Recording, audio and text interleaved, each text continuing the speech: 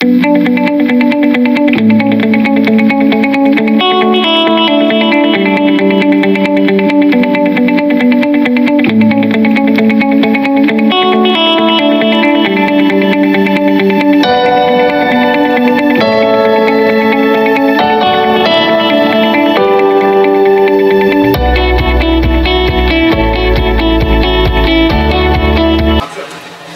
et messieurs, amis fidèles téléspectateurs de ces magazines, vous qui nous suivez de partout dans le monde entier, nous vous disons merci d'être branchés et merci d'être scotchés dans vos fauteuils pour accompagner ces magazines.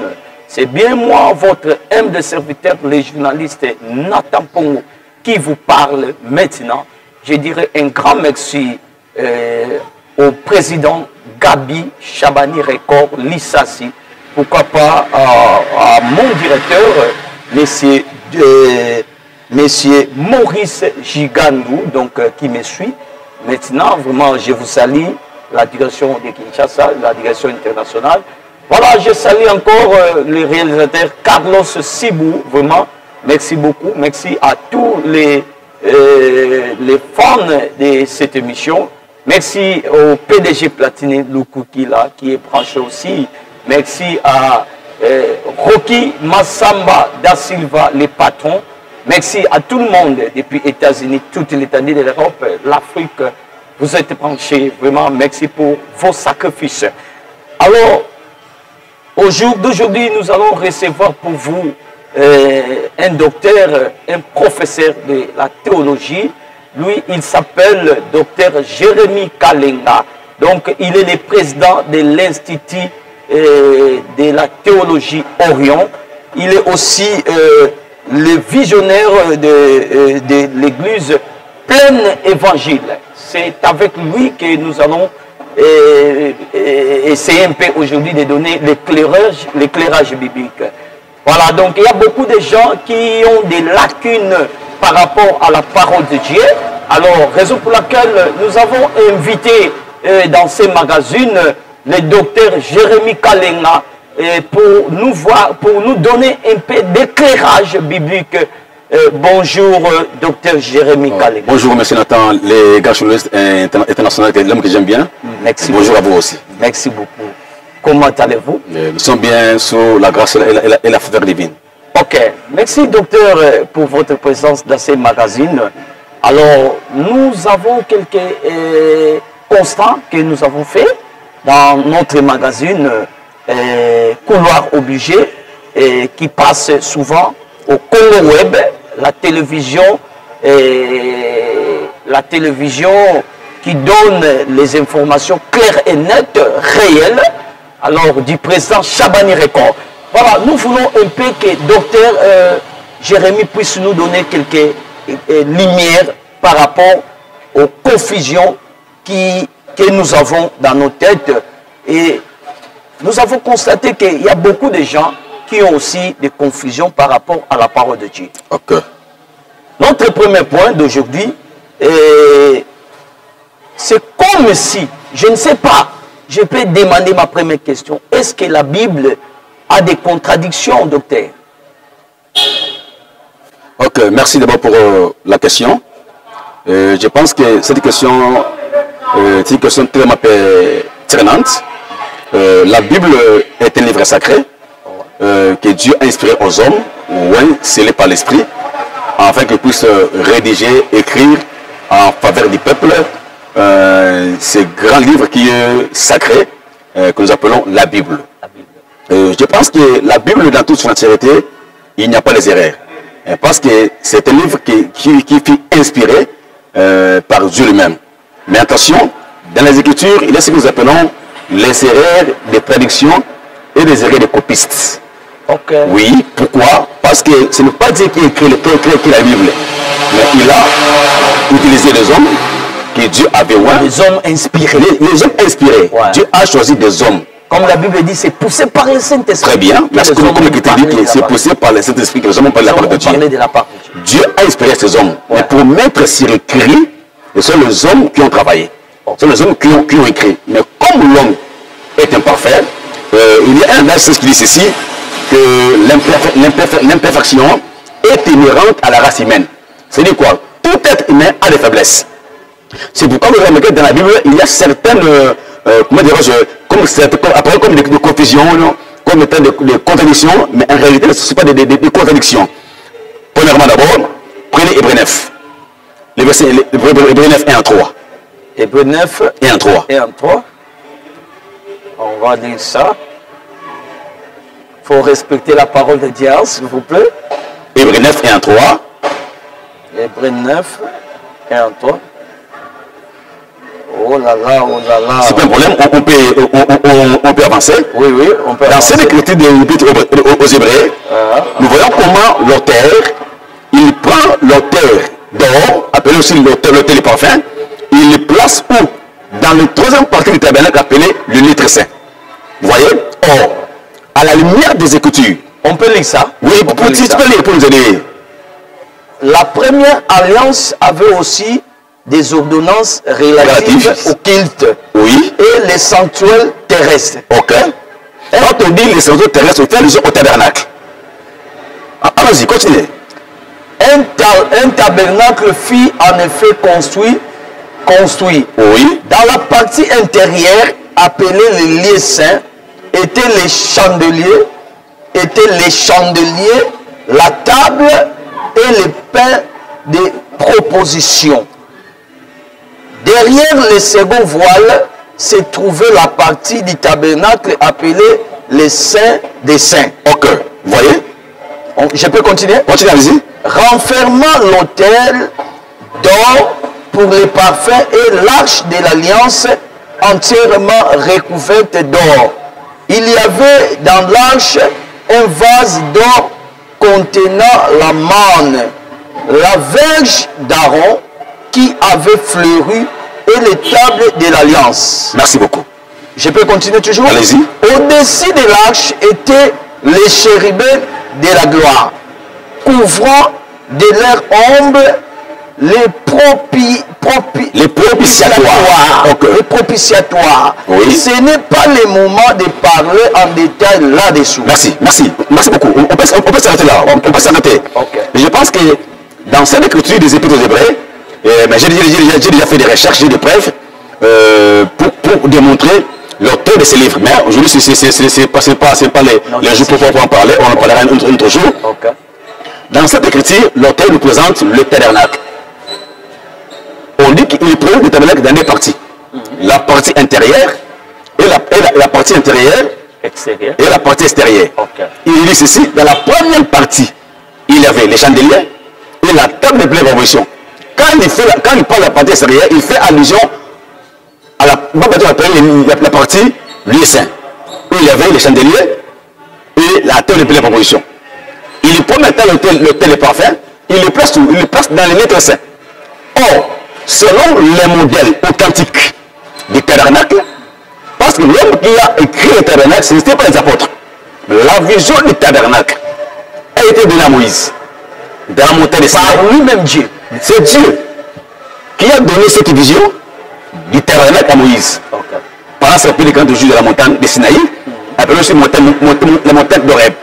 Et Dieu descend par l'esprit, il révèle à Moïse cette vision du tabernacle en disant: tu me feras un sanctuaire et moi Dieu j'habiterai au milieu de mon peuple. Donc je comprends que le tabernacle était toute une maison, était toute une habitation, parce que le mot tabernacle ça vient de l'hébreu, ça vient de Oyel ou de Mishkenaï, qui signifie une résidence, qui signifie une maison ou une demeure. Donc c'était déjà la prophétie biblique que Dieu annonçait que dans la suite du temps, moi Dieu, je viendrai, je prendrai un corps physique de la chair et j'habiterai au milieu de mon peuple. Nous sommes dans Exode 25, 8 à 9. Suivez. Et Dieu dit à Moïse: tu feras tout d'après les modèles que je t'avais montré dans la montagne. Tu me souviens?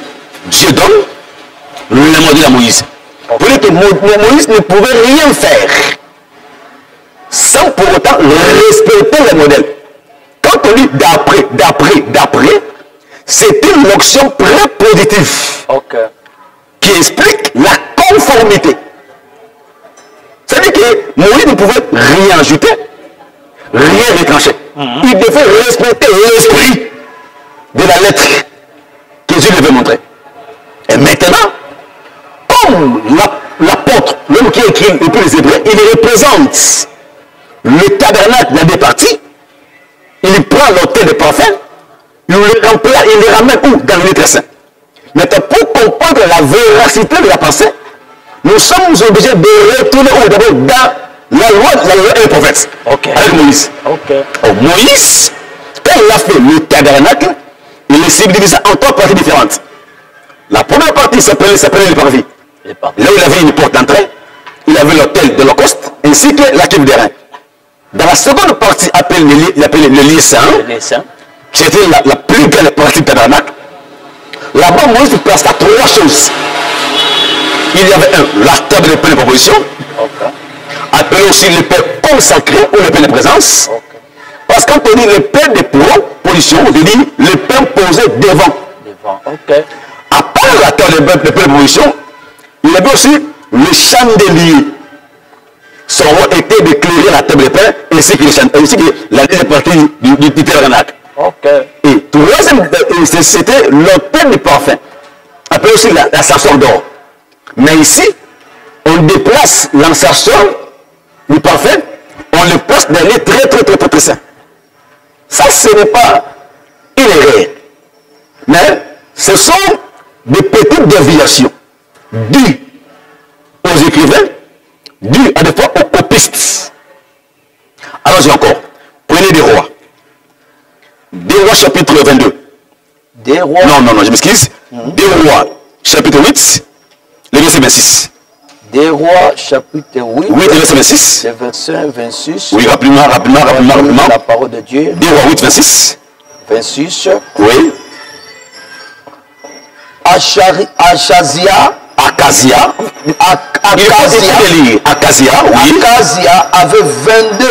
22 ans. Lorsqu'il devint roi.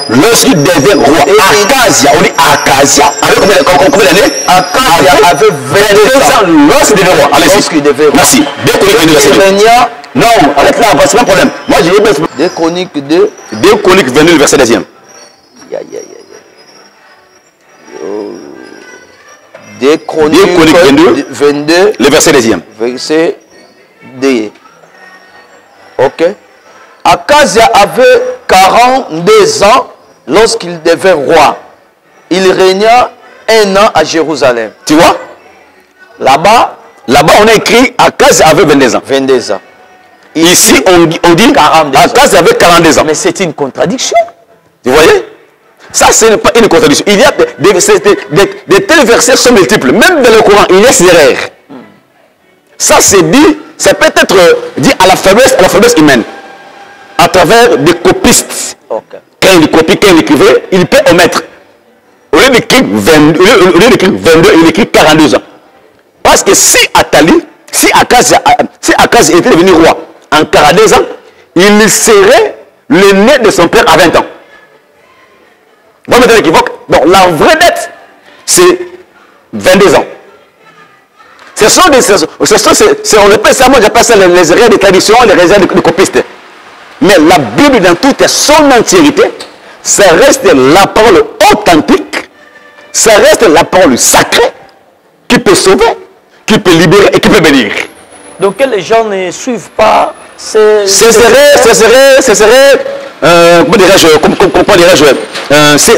dirais-je, ces erreurs n'affectent pas ou comment dirais-je, les mots m'échappent, ces erreurs ne peuvent pas affecter la véracité de la parole de Dieu. La Bible reste la Bible, comme dit 2 Timothée 3,16.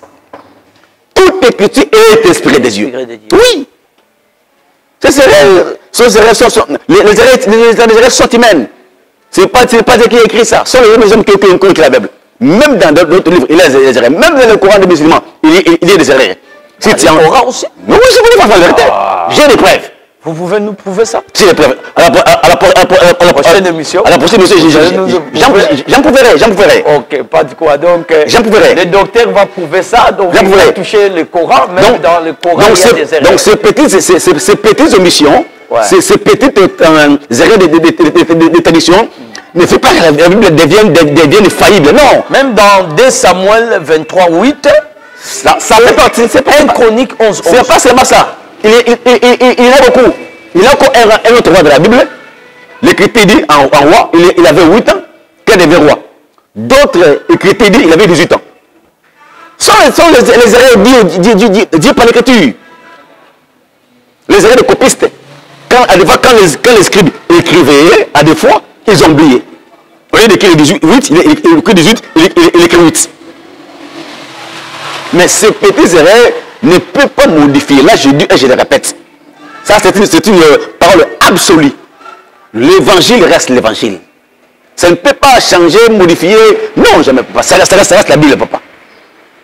C'est que nous croyons que la Bible a été inspirée et a été écrite pour le salut des hommes.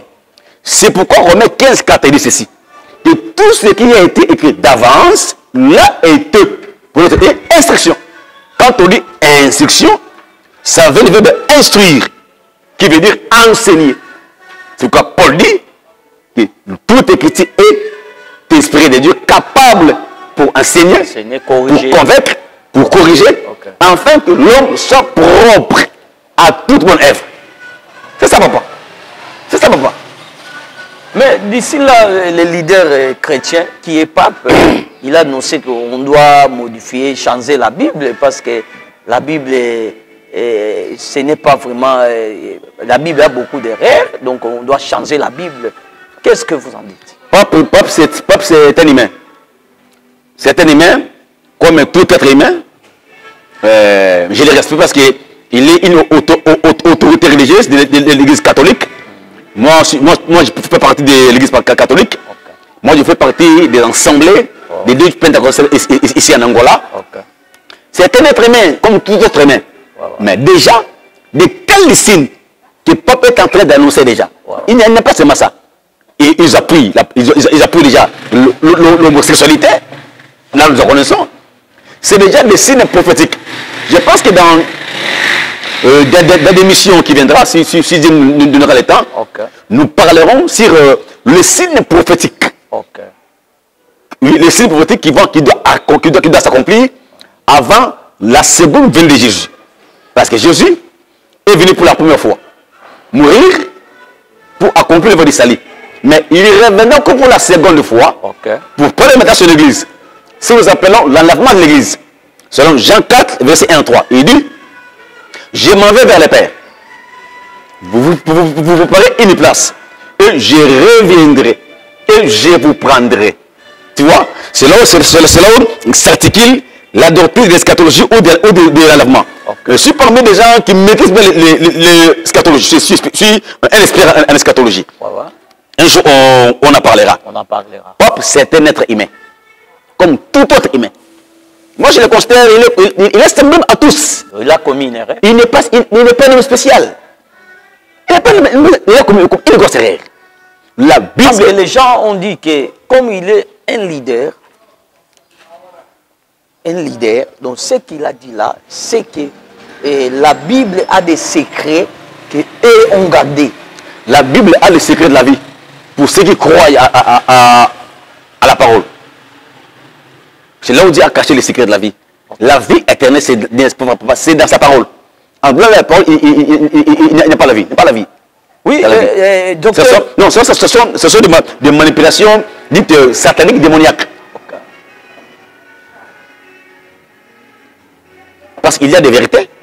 À la fois qu'elles cachent dans leurs églises. Mais la Bible parle en tout. C'est pourquoi des fois, ils veulent étouffer ces vérités-là. Ces vérités. Merci beaucoup, vous tous qui êtes en train de nous suivre de partout dans le monde entier. Je dirais un grand merci à Papa Moninga. Je te salue, Papa Moninga. Pourquoi pas le pasteur Matano Afonso. Je salue le prophète Antonio Miezi. Je salue le pasteur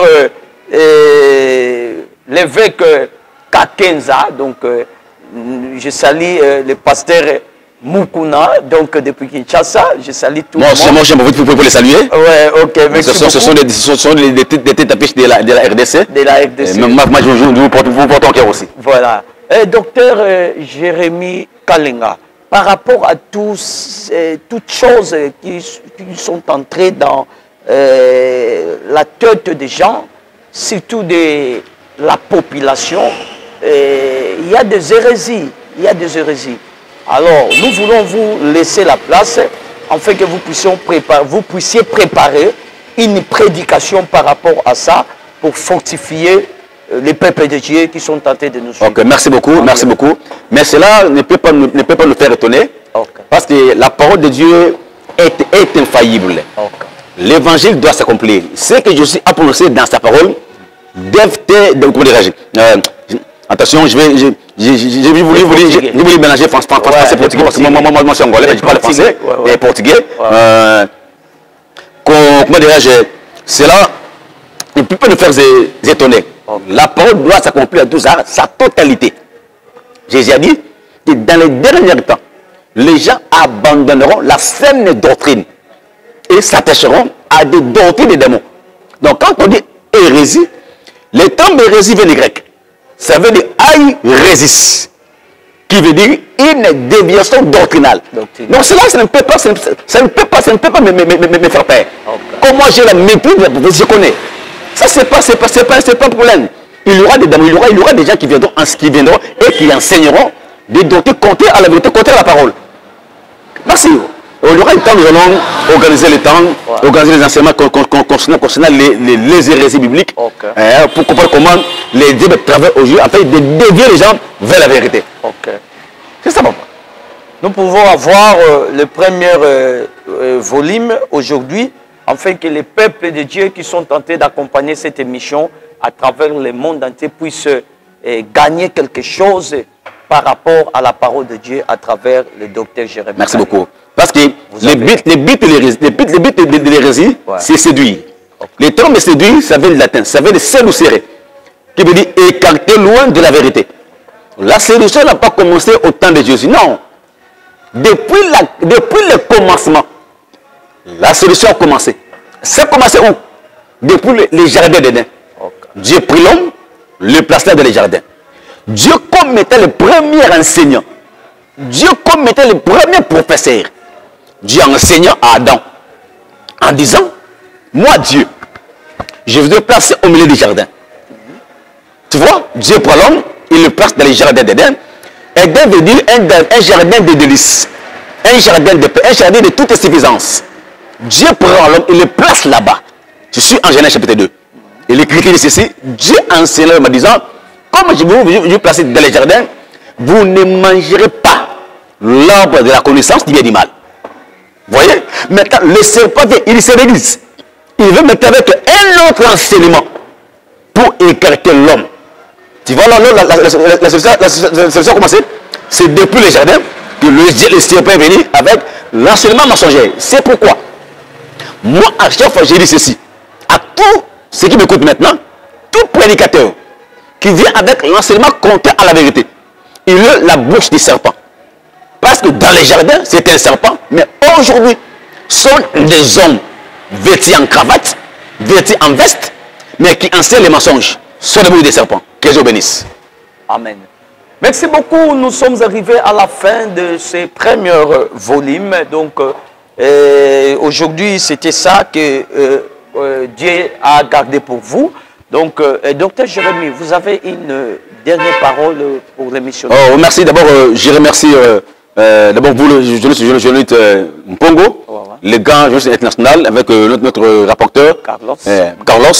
Merci à notre église, Père l'Évangile. Merci à tous ceux qui nous ont suivis. Et que Dieu vous bénisse. Merci beaucoup. Que Dieu vous bénisse. Donc, nous sommes arrivés à la fin de cette émission. Donc, on se retrouve à la prochaine occasion. Numéro. Merci beaucoup. On se retrouve à la prochaine. Merci beaucoup.